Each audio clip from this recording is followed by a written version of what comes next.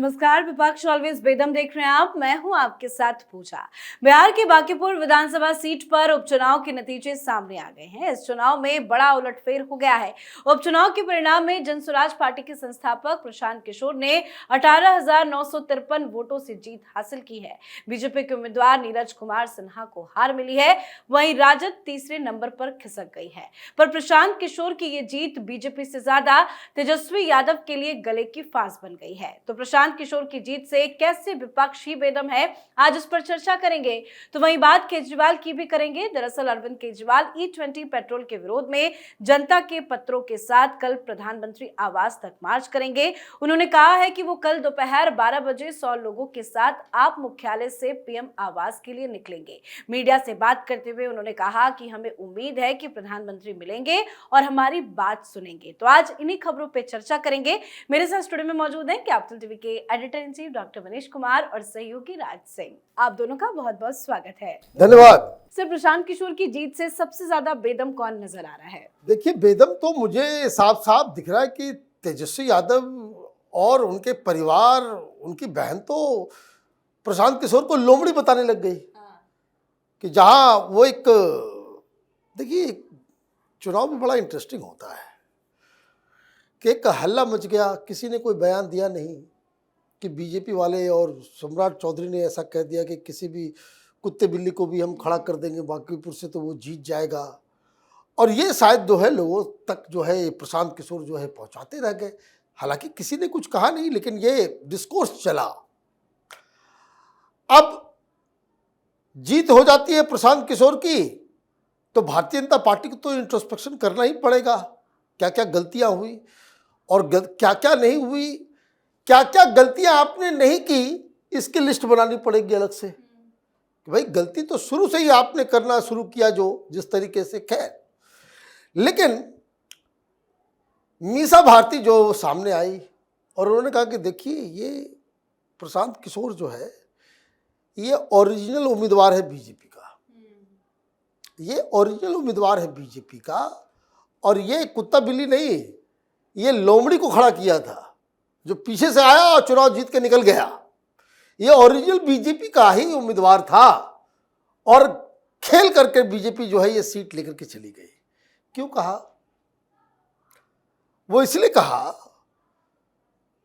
कि ये हकीकत है कि लोग ऑप्शंस देख रहे हैं,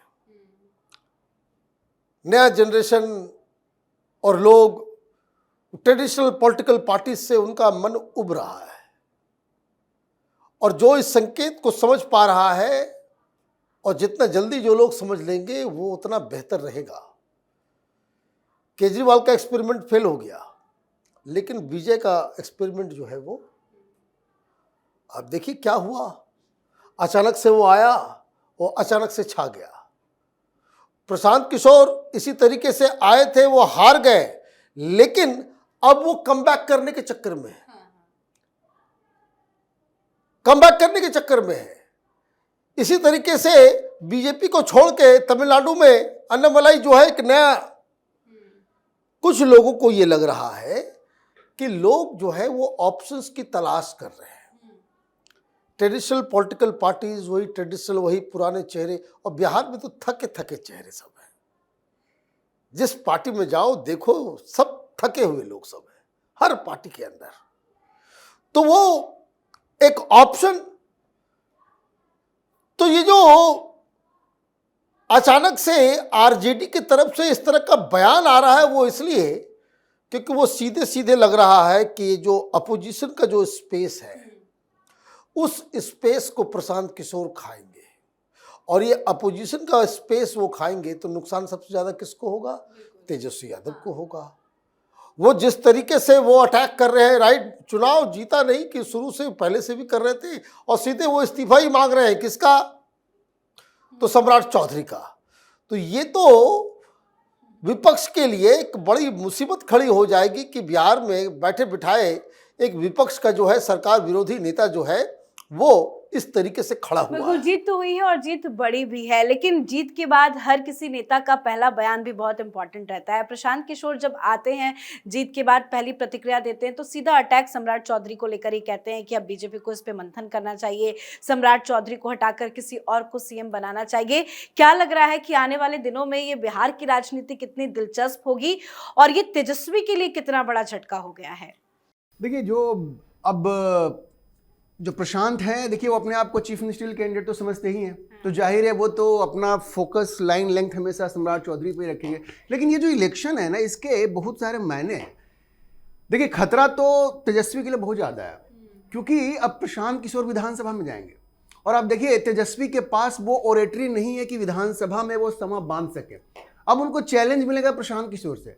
प्रशांत किशोर कुछ भी हो, बोलते तो हैं ही और कई जगह काम भी किया, डेटा के भी बड़े धनी आदमी हैं, तो विधानसभा में तो क्षमा बांधने को। और तेजस्वी को हमेशा इसी बात का डर रहा है। आप याद कीजिए, जब कन्हैया कुमार चुनाव लड़ रहे थे तो वैसे ही उनको बुखार लग गया था कि अरे भाई तो जीत गया तो बड़ी मुश्किल होगी।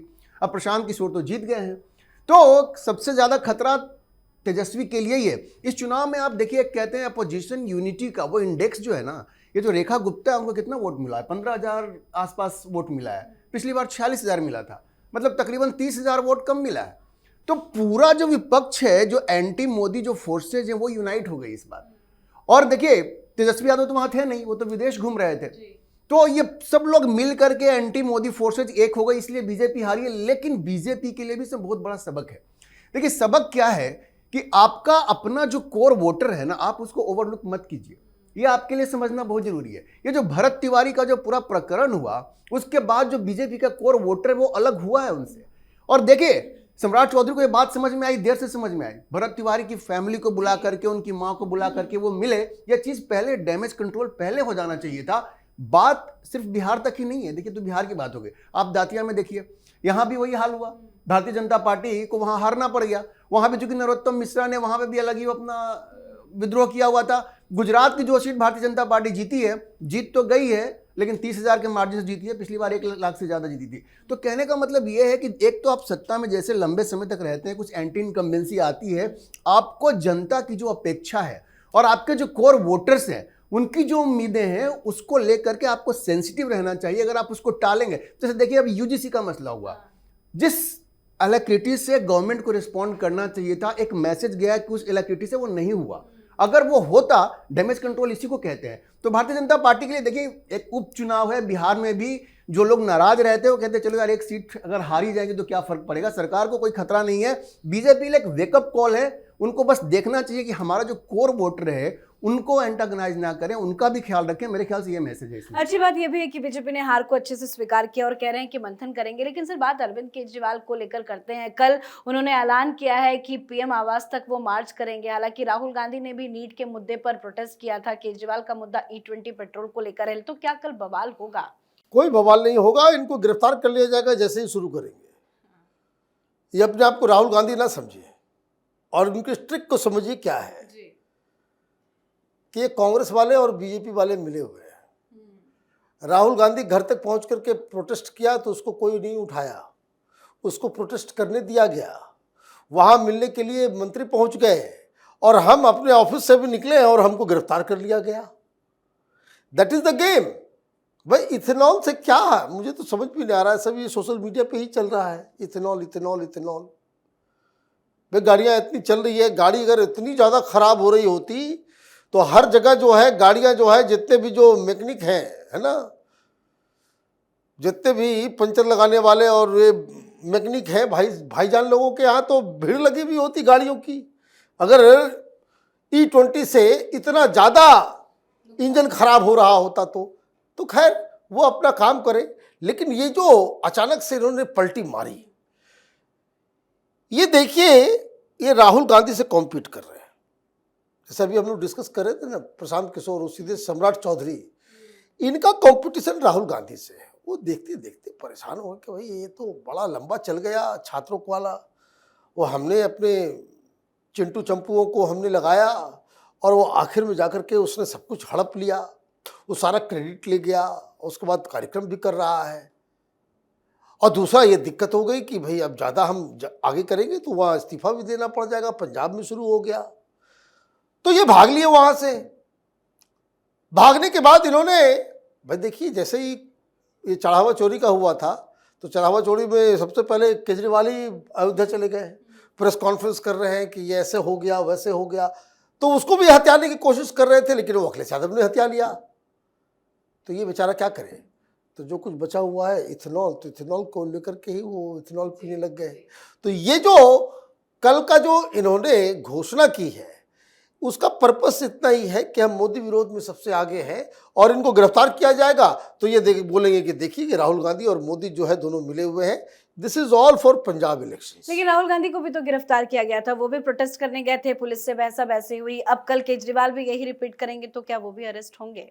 देखिए, अरेस्ट होंगे नहीं होंगे तो डिपेंड करता है कि किस तरह का माहौल वहां पे होता है। प्रधानमंत्री निवास के बाहर जाना वो तो वैसे भी सरकार के ऊपर निर्भर करता है, लेकिन जो पॉलिटिक्स जो है उसको समझिए कि जो विपक्ष है ना, इसके पास मुद्दों कितनी, ये वजूद बचाने की लड़ाई है, ये वजूद इनका खत्म हो रहा है। देखिए, एंटी इनकम्बेंसी की वजह से बीजेपी एक सीट यहाँ हार जाए वहां हार जाए ये चलता है, लेकिन ओवरऑल जो जनता का कॉन्फिडेंस है वो आज भी नरेंद्र मोदी में है, उसमें रत्ती भर भी कमी नहीं आई है। ये कहीं कहीं पे दिख जाता है कि उपचुनाव में ये हार गए वो हार गए। समस्या क्या है, अब देखिए ये जो स्टूडेंट का जो मूवमेंट हुआ, नीट वाला मूवमेंट हुआ, अब सारा क्रेडिट अब विपक्ष को लगा कि हम तो मार्जिनलाइज हो रहे हैं, कहां से नया आ गया प्लेयर अभिजीत दीपके।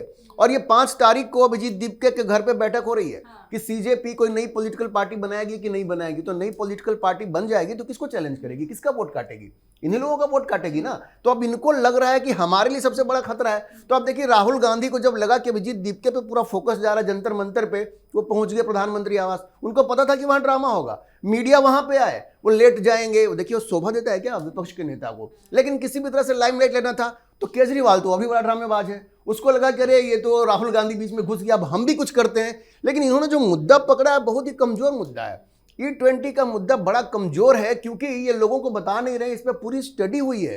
ये ऑटोमोटिव रिसर्च इंस्टीट्यूट जो है और ये आपको जो मैन्युफैक्चरर्स हैं और इंडियन ऑयल कॉर्पोरेशन, इन सब लोगों ने मिलकर स्टडी की और ये बताया कि E20 जो है, जो E10 करते हैं जो अमेरिका में बिकता है, उससे फार बेटर इंडियन कंडीशंस में एक्सीलरेशन ज्यादा होता है, कार्बन फुटप्रिंट इससे कम है, सारी स्टडीज है। लेकिन ये केजरीवाल अपना ड्रामा लेकर चल रहे हैं, जो 3 मांगे रखी हैं, अब वो कह रहे हैं पेट्रोल की कीमत 84 रुपए से कम कर दो। अब लोग उनसे कह रहे हैं कि तो पंजाब में वैट घटाओ, पंजाब में वैट 17% वो लगा रहे हैं, तो भाई उसको कम करो। इसका इनके पास कोई जवाब नहीं है। किस तरह से मीडिया में हेडलाइंस बने, हमको भी थोड़ा फुटेज मिले, ये सब लड़ाई उस बात की है, इससे ज्यादा कुछ नहीं है। कल वो जो भी करेंगे, वो गिरफ्तार हो या ना हो, इनको कोई फायदा नहीं होने वाला, क्योंकि मुद्दे ऐसे उठा रहे हैं जहां पब्लिक में कोई अपील नहीं है, गाड़ियां चल रही हैं, कोई परेशानी नहीं है, तो पब्लिक क्यों परेशान होगी? बिल्कुल बिल्कुल, बहुत बहुत धन्यवाद आप दोनों का। धन्यवाद। तो बिहार की हाई प्रोफाइल बांकीपुर विधानसभा उपचुनाव में जनसुराज पार्टी के संस्थापक प्रशांत किशोर ने अपने पहले ही चुनाव में ऐतिहासिक जीत दर्ज करते हुए बीजेपी उम्मीदवार नीरज कुमार सिन्हा को करीब 19,000 वोटों से हरा दिया है। जीत के साथ बीजेपी का बांकीपुर सीट पर लगभग 3 दशक पुराना दबदबा खत्म हो गया है। पर यह नतीजे विपक्ष के लिए झटका बना है। तो वहीं केजरीवाल कल पीएम आवास तक मार्च करेंगे, एक माहौल तैयार करने की कोशिश अरविंद केजरीवाल करेंगे, पर उम्मीद है केजरीवाल को भी कल झटका लगेगा। आप अपनी राय कमेंट करके लिखिएगा। देखते रहिए कैपिटल टीवी। नमस्कार।